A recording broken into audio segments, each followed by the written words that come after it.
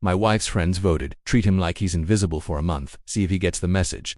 Week 2, she came home to find all my things gone and a note on the counter, invisible means gone. Her frantic calls started at 11 p.m. 2 weeks, that's how long my wife and her book club decided I should be invisible.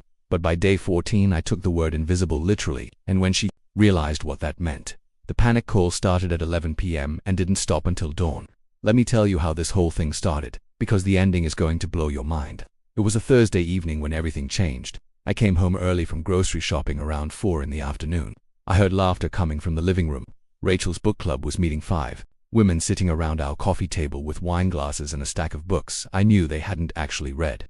I walked in with grocery bags, smiled, said hello to everyone. The room went completely silent. All 5 women stared at me for exactly 3 seconds, then deliberately looked away and resumed their conversation like I hadn't spoken at all. Rachel didn't even glance in my direction. I stood there holding the bags, confused. What's going on? I asked. Nothing, not a word, not even a flicker of acknowledgement. They talked right over me about some relationship psychology book they'd been discussing. I set the bags down on the counter and tried again. Rachel, everything okay? She walked past me to refill her wine glass, reaching around me like I was a piece of furniture. That's when I noticed it. The way they weren't looking at me wasn't natural, it was coordinated. The book club members left an hour later. They all said goodbye to Rachel. Not one of them looked at me on their way out. After they left, Rachel went straight upstairs without a word. I followed her, trying to understand what was happening. She got ready for bed in complete silence, put in her earbuds, and turned away from me. I lay awake that first night trying to make sense of it. Rachel slept peacefully, or at least pretended to. I replayed the coordinated looks, the perfect timing of their silence. Then I remembered Rachel mentioning that her book club had been reading some relationship psychology book about communication and power dynamics. I didn't know it then, but that book club had voted 4-1. The motion was to treat me like I was invisible for 30 days, to teach me appreciation. Rachel was about to learn a very different lesson. The next morning, Friday, I made coffee. Rachel came down and made her own using a different mug. I tried casual conversation. Sleep, okay. Silence. She made herself breakfast and left, my usual bowl in the cabinet. Then she went to her home office and closed the door. That's when I realized this wasn't going to be a one-day thing. This was going to continue. I worked from my desk in the living room. Rachel came out for lunch around noon and didn't offer me anything. She made phone calls right next to me, laughing and chatting with whoever was on the other end. The moment she hung up, her face went blank. I texted her, "Can we talk?" I watched her read it, saw the typing dots appear and then stopped. No response. That's when something clicked in my head. She could ignore me, but I didn't have to stay visible. That evening, I ordered takeout. Enough for one person. I ate at the table while Rachel microwaved some sad leftovers. I didn't offer her any of mine. She glanced at my food, then quickly looked away. I caught the frustration flash across her face. Here's the thing, I realized. She expected me to keep serving her while being ignored. That wasn't how invisible worked. Saturday morning, I broke our usual routine. Normally, I did yard work on Saturdays. This time, I slept in until 10. Rachel came to the bedroom door twice. I heard her footsteps, heard her pause, heard her leave. Around 11, I heard her downstairs on the phone. I don't know. He's still in bed. The yard looks terrible. I stayed in bed until noon. When I finally got up, I made myself an elaborate breakfast and left the kitchen slightly messy. Then I sat down at my computer and started researching something I hadn't thought about in years. Photography. I used to be a landscape photographer, not just as a hobby, but seriously. I had gallery showings, sold prints, spent every weekend shooting sunrise in the mountains or golden hour in the city. But over the years, Rachel had complained, too much time away, too much money on equipment, the house needed attention. Little by little, I'd stopped going out, sold some of my lenses. My good camera ended up buried in the closet under boxes of her craft supplies that she never actually used for crafts. But if I was invisible anyway, I could do whatever I wanted. Starting with the things I'd given up, I pulled out my Canon with 3 lenses and set everything up on the dining room table to clean it. Rachel came downstairs while I was working. She stopped dead, staring at the equipment spread across the table. Her mouth opened like she was going to say something. Then she remembered her game and snapped it shut. Instead, she grabbed her purse and stormed out of the house. The front door slammed, shook the walls. I heard her on the phone through the window. He's doing it on purpose. I know he is. She was right. I absolutely was. Sunday morning, I got up at 6, loaded my camera gear and drove to Stone Mountain. I spent 4 hours shooting the sunrise, the fog rolling through the valleys, hikers on the trails. I didn't text Rachel, didn't tell her where I was going. I came back at 11 to find her pacing in the kitchen. When I walked in, her face fluted with relief. Then she remembered she couldn't acknowledge me, and the relief turned to anger. Her jaw clenched. She wanted to know where I'd been, but asking me meant admitting I existed. I spent the afternoon editing photos on my computer. Rachel hovered nearby doing unnecessary tasks, constantly glancing at my screen. I was editing a shot of sunrise through fog, and I caught her staring at the image. She used to love my photography. Our eyes almost met. She looked away fast. That evening I cooked pasta for myself, just one serving. Used the good ingredients, the expensive parmesan. Rachel made herself a salad and sat across from me, staring at her sad greens while the smell of my dinner filled the kitchen. She got up and went upstairs. I heard her crying. For a moment I felt guilty. Then I remembered she chose this. Every single silent minute of it. Monday arrived, day 5. I took over the guest bedroom as my office, moved in my desk, my second monitor, my good chair, hung my photography prints on the walls. Rachel appeared in the doorway, watching me rearrange furniture. She looked conflicted, like she wanted to object, but couldn't without speaking. She closed herself in her own office. The door slam echoed through the house. Later that afternoon, I blocked off my calendar. Photography time 5 to 7 p.m. every evening. I noticed Rachel had a baby shower scheduled for next Saturday that she expected me to attend. I deleted it from my calendar and added Stone Mountain shoot instead. I heard her gasp from the other room. She appeared in my doorway holding her phone, pointing at the calendar, her face red with anger. "Did you need something?" I asked calmly. She turned and left without a word. Every change I made, every space I reclaimed, was another crack in her control. That evening, I drove to Piedmont Park for golden hour, shot for 2 hours, talked to other photographers I met there, realized how isolated I'd become. I got home at 8 to find Rachel eating cereal for dinner. She glared at me, at my camera, at the freedom I was claiming. Tuesday, day 6. That morning I got a message from an old friend, Derek, someone I used to shoot with every weekend before Rachel. He'd seen my Instagram posts. "Man, it's good to see you back at it. Want to grab coffee?" I met him at a place in Midtown. We talked for 2 hours about cameras and compositions and upcoming shoots. He asked where I'd been. I told him the short version. Got busy. Life happened. You know how it is. He looked at me like he knew there was more to the story. "Well, whatever brought you back? I'm glad you were always too good to just stop." We made plans to shoot together the following weekend. Walking back to my car, I realized how much I'd missed having friends who shared my interests. Rachel had never understood the photography community, said it was just an excuse for me to avoid responsibilities at home. Later that day, I decided to cook. I've always been the better cook in our house. Rachel can barely make toast without burning it. I made Korean beef tacos for myself. The house smelled incredible. Rachel came downstairs. Drawn by the smell, she watched me plate one perfect taco. I sat at the table and didn't look up. She made herself peanut butter toast and sat across from me staring at my meal. I'd spent 5 years cooking meals she barely appreciated. Now she got to appreciate what she'd taken for granted. Around 2 p.m., Rachel's friend Monica came over. They sat in the living room talking. I walked through with my camera bag heading out for a shoot. Monica said, "Oh hey Marcus, heading out." Rachel made a sharp gesture at Monica. Monica looked confused. "Stop talking to me mid-sentence." I watched them have this silent exchange. Monica looked uncomfortable. "Rachel, this is weird." Rachel pulled her into the kitchen. I heard urgent whispers. "The whole month, he needs to learn." Monica's response was clear, even whispered. "This seems extreme." Even her friends thought this was crazy, but she was committed to winning. That night, I was updating my old photography website when I found something interesting in my message folder. Messages from a gallery owner from 18 months ago. "Would love to show your work. Are you still shooting?" I'd never seen these messages. I checked my spam folder. 3 more messages from galleries, all filtered by someone who wasn't me. She hadn't just discouraged my photography. She'd actively sabotaged it. That night, I stopped feeling guilty about the tacos. Wednesday, day 7. I reviewed our bank accounts. We kept separate finances, but had a shared household fund. I'd been contributing $2,800 a month. Rachel contributed $1,200, but that shared fund paid for her book club dues, her wine subscription, her craft supplies she never used. I created a spreadsheet showing the imbalance and printed it out. Left it on the kitchen counter with a sticky note. "New budget. Starts next month." Rachel found it around noon. She stared at it for 5 full minutes. Then she grabbed her phone and called someone. "He's being a complete yes. Still not talking to me. But now he's changing our financial arrangement. Can he even do that?" A pause while she listened. "I know it's his money, but we had an agreement." Another pause. Her face felt fine. "But this is exactly why we're doing this. He needs to remember his place." His place. That's what this was really about. I started researching divorce attorneys in Atlanta that afternoon. Just looking. Not ready to call yet.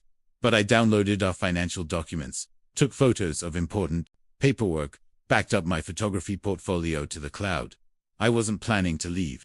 I was planning for the possibility. Thursday, day 8.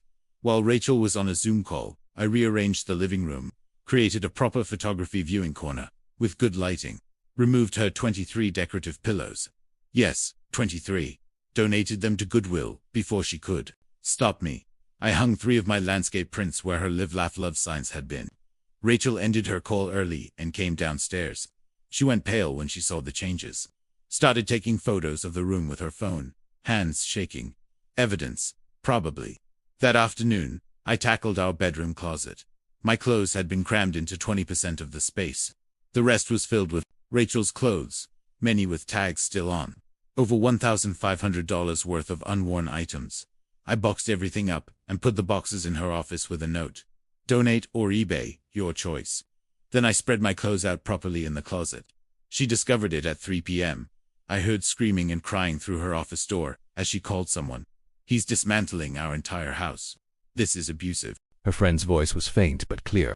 Rachel, maybe you should just talk to him. No, we committed to 30 days. That evening, Rachel tried to text me. We need to talk. I read it while she stood 6 feet away watching me. I didn't respond, just put my phone face down and went back to editing photos.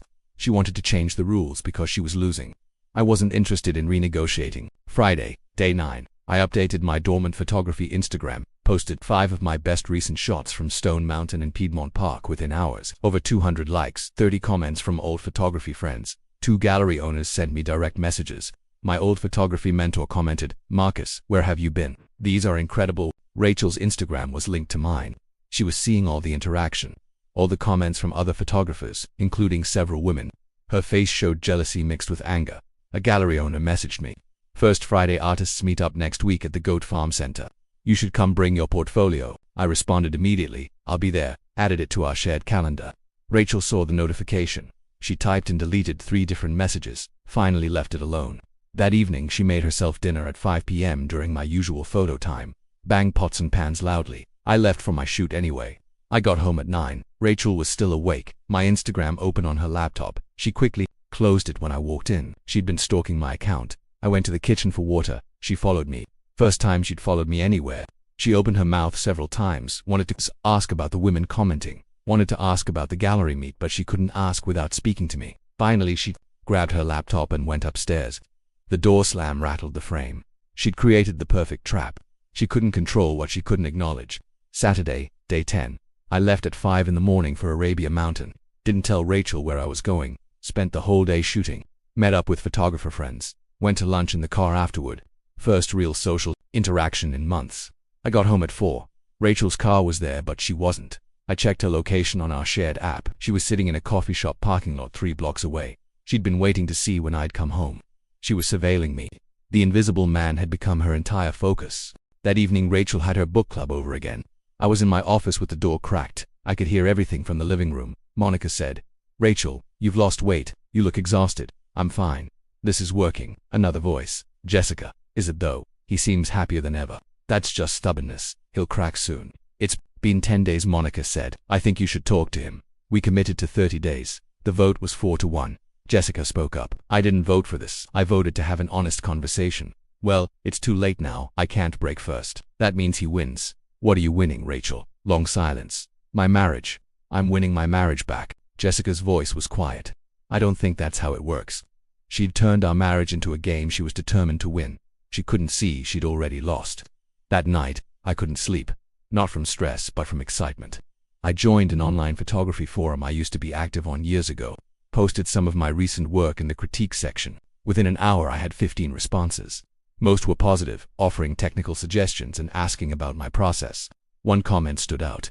"Welcome back, Marcus Reed. I remember your work from years ago. Glad to see you shooting again." Someone had remembered me. Someone had noticed I'd been gone and was happy I'd returned. It was such a small thing, but it hit me hard. I'd been so focused on keeping Rachel happy that I'd forgotten there was a whole community of people who valued what I did. That night, I sat in my office looking at the life I'd rebuilt in 10 days. Photography, career restarting, space in my own home, financial boundaries set, freedom to move and breathe and exist. I compared it to the 5 years before. Walking on eggshells, abandoned hobbies, isolated from friends, constant criticism disguised as feedback. I opened Google and searched for divorce attorneys in Atlanta. I'd spent 10 days being invisible. Time to make it permanent. Sunday, day 11. I took phone consultations with 3 divorce attorneys from my car and various parking lots. The third one, Lauren Mitchell, said something that stuck with me. The silent treatment is a form of emotional abuse. Document everything. I chose her. Monday appointment scheduled. She emailed me intake forms and a document checklist. Sunday evening, after meeting with attorneys and creating my timeline, I found my old portfolio in a box in the garage. Physical prints from my best work, awards from competitions I'd won, press clippings from a feature in a local arts magazine. I had forgotten about most of this. Rachel had never wanted these displayed in the house, said it was bragging, so I'd packed them away and eventually forgot they existed. Looking through them now, I saw someone I barely recognized. A confident artist who'd had a vision and the skill to execute it. Someone who'd been recognized and celebrated for his work. That person that disappeared slowly over 5 years, but he was coming back. That evening, I meal prepped for the week. Rachel sat alone in the living room while I cooked. Usually Sunday was our together day, not anymore. I portioned everything into containers and labeled them. Made nothing for her. She ordered DoorDash for the 3rd time that week. The delivery driver looked between us awkwardly. Me cooking in the kitchen, Rachel on the couch, ignoring me. Even strangers could see our marriage was already over. Monday, day 12, I took a long lunch and met Lauren Mitchell in person. Her office was in Buckhead, professional and sleek. I explained everything. The book club vote, the coordinated silence, showed her my timeline and evidence. Her face was sympathetic but not surprised. I see cases like this more often than you'd think. She reviewed my financials. You're in good shape. Separate accounts. No kids. House in both names. We can file immediately. 30-day waiting period in Georgia. Where will you go? She asked. I hadn't thought that far. Think about it. She said you'll need an address for the paperwork. I left her office and drove around Midtown. Realized I could actually afford my own place. Without supporting Rachel's spending, I had money. I stopped at a new building near Piedmont Park and toured a 1-bedroom with huge windows. Perfect light for editing photos. I'll take it. When can I move in? Background check takes 24 hours. You could have keys by Wednesday. I paid the deposits right there. First time in weeks. I felt genuine excitement. I got home at 7 p.m. Rachel was waiting, aggressive energy radiating off her. Long lunch, not a question. An accusation. I looked at her. Did you say something? She slammed her laptop shut and went upstairs. I heard her on the phone. He was gone for 4 hours today. 4 hours, her friend responded. Rachel, you don't get to track him if you're not speaking to him. I'm his wife. Then, act like it. Silence from Rachel. I only have 20 days left. I can do this. I thought you don't have 20 days. You have to. Tuesday, day 13. I got the email. Your application has been approved. I picked up keys during lunch, toured my empty apartment with my camera, took photos of the space. Imagine my life there. Photography on the walls, my furniture arranged my way. No more eggshells, just peace. I had the keys to my new life. Now I just needed to pack up the old one. Rachel went to yoga every Tuesday at 6. That gave me 90 minutes. Perfect. I went to U-Haul after work and bought 20 moving boxes, packing tape, markers, bubble wrap, loaded everything in my car and parked at the park near our house. I watched Rachel's car pull out at 5:55, gave it 5 minutes to make sure she didn't come back. Then I pulled into the driveway at 6 p.m. sharp. I had 90 minutes to become truly invisible. I worked fast and systematic. Bedroom first, all my clothes, shoes, toiletries, bathroom next, my towels, grooming supplies, office, computer, monitors, desk, accessories, files, living room, my photography prints, all my camera gear, tripods, light meters, garage, my tools, my bike, camping equipment, kitchen, just my coffee maker, and my one good knife. Everything fit in 15 boxes, plus equipment bags. 3 trips to load the car. By 7:25, I was done. The house looked strange now. Holes where my things had been. Rachel's stuff everywhere, but my presence completely erased. Last item, the note. I sat at the kitchen counter and went through 3 drafts. The final version I wrote on our nice stationery. Ironic touch. Invisible means gone. For 2 weeks, you treated me like I didn't exist. I want you to know it worked. I finally see clearly what our marriage had become. You said I needed to learn my place. I learned my place isn't here. The divorce papers will be delivered by Friday. I've left everything that was truly ours, which, as it turns out, wasn't much. Take the house, the furniture, the life you designed. I'll keep the parts of myself I almost lost. Thank you for the silent treatment. It was the greatest gift you ever gave me.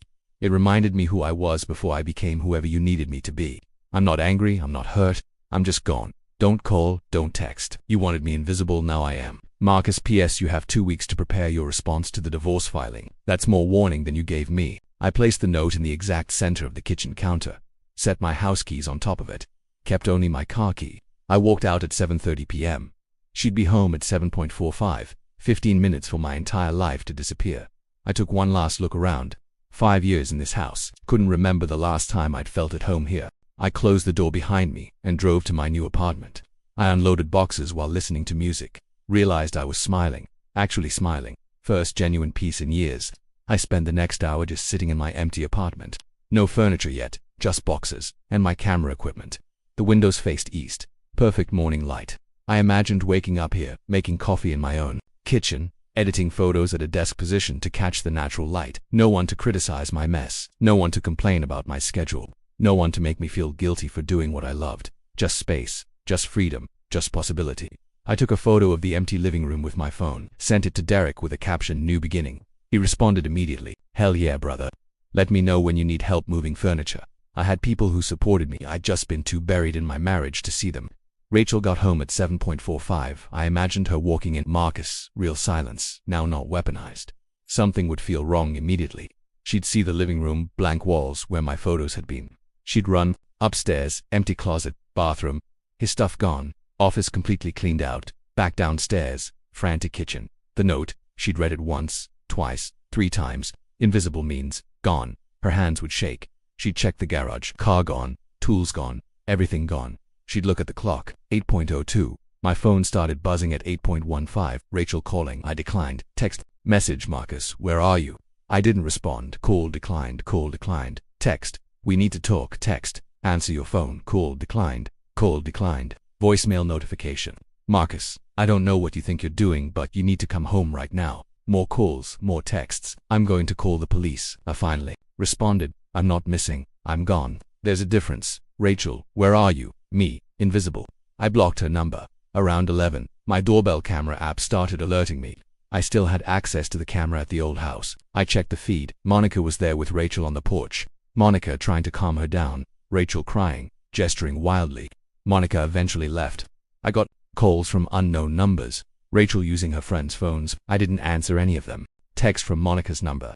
Clearly, Rachel, you can't just leave your wife without talking to her, I responded. She didn't talk to me for 2 weeks.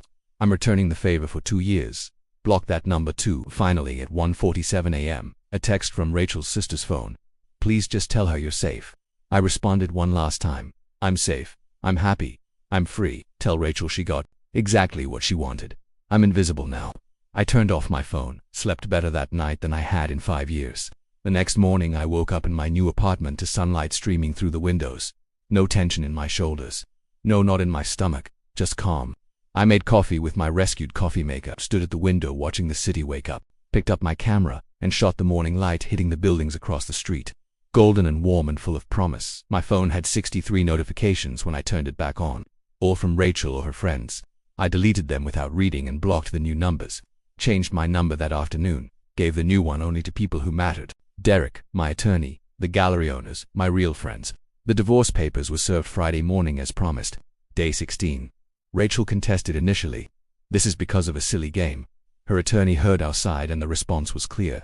A 2-week campaign of silent treatment isn't a game, it's abuse. Rachel tried everything over the next 60 days. Tears, bargaining, anger, promises to change. She left voicemails I never listened to. Showed up at my building. Security turned her away. She sent letters I returned unopened. Lauren Mitchell told me she's going through the classic stages. Give her nothing. I gave her nothing. After 60 days, Rachel finally agreed to mediation. I sat across from her for the first time since day 14. She looked different, thinner, tired, older.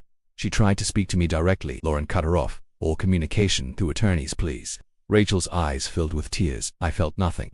The lack of emotion surprised even me. The settlement was fair. She kept the house. I didn't want it anyway. We split the remaining shared accounts, 50/50ths. She owed me $8,400 for overpayment on the household fund. She'd sell the house within 6 months and give me my equity portion, done in 90 minutes. Rachel tried one last time in the parking lot. Marcus, please. I walked past her like she wasn't there. The irony wasn't lost on either of us. 6 months later, my midtown apartment was exactly what I needed. Photography prints covering every wall. My work, I'd booked 3 gallery shows in Atlanta. My Instagram following hit 12,000. I rejoined my old photography collective. The first gallery show was at a space in the old Fourth Ward. 30 of my prints on the walls. A decent crowd showed up. People who appreciated the work, who understood the vision, who asked intelligent questions about technique and inspiration.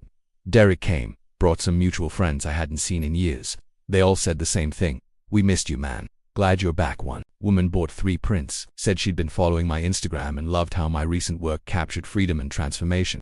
"You can feel the change in your life through these images." She said she was right. Every photo from the last 6 months carried the weight of liberation. You could see it in the compositions, in the light I chose, in the subjects I found worth capturing. I shot every weekend. Mountains, coast, city streets. My social calendar stayed full with gallery openings, photo walks, artist meets. I dated occasionally, nothing serious yet. Not rushing, I made my own meals on my own schedule. No more walking on eggshells, no more managing someone else's emotions. No more sacrificing pieces of myself. At a gallery opening where I was showing my work, another photographer looked at my mountain series. "These are incredible," she said. "You can feel the freedom in them. Thanks there for my rebirth period." She smiled. Rebirth period. Long story, but yeah, these are all from the last 6 months. "Only 6 months, you've been busy making up for lost time." Later, she asked if I'd been married. "Yeah, for 5 years." What happened? She wanted to teach me a lesson about being invisible. And I smiled. I learned, just not the lesson she intended. Late one night in my apartment editing photos, I thought about the man I was 2 years ago, afraid to take up space, abandoning hobbies to keep peace, financially, supporting someone who kept score, walking on eggshells in his own home. I thought about that book club, Vote for 2-1, Make Him Invisible. They wanted to teach me appreciation. What I learned instead was what my life looked like without constant criticism, who I was when I stopped managing someone else's emotions, how much of myself I'd sacrificed for an illusion of peace, that being alone was better than being lonely in a relationship, that invisible meant free. 3 months after that, I was at a coffee shop in Virginia Highland editing photos. Rachel walked in with someone, maybe a new boyfriend, maybe just a friend. Our eyes met across the room. She froze, clearly wanted to come over. I held her gaze for a moment, then looked back down at my laptop. Complete dismissal. Not cruel, just done. She stood there for several seconds, finally left without ordering. My friend sitting with me asked, "Was that her?" "Yeah, you okay?" I looked around, my work on my laptop, my camera bag beside me, my freedom to be here on a Wednesday afternoon, my life exactly as I wanted it. I'm better than okay. I'm visible. People ask me now if I regret how it ended. The truth is, it didn't end on day 14 when I walked out. It ended 2 weeks earlier when Rachel and her friends voted to make me invisible. They just didn't know it yet. The invisible treatment was supposed to teach me my place, make me desperate for her attention, remind me how much I needed her. Instead, it taught me how much I didn't. Some lessons aren't the ones you intended to teach. Some gifts don't look like gifts until later. Rachel gave me 2 weeks of silence, and I gave her exactly what she wanted: an invisible husband. He's gone now. In his place is someone better. Someone who takes up space, who creates art, who doesn't apologize for existing. These days, when people ask about my divorce, I tell them the truth. My wife treated me like I was invisible for 2 weeks, so I made it permanent. Best decision I ever made. Not because I stopped being invisible to her, but because I finally became visible to myself. Dear listeners, that's our ending. If it resonated, subscribe to support the channel. See you next time.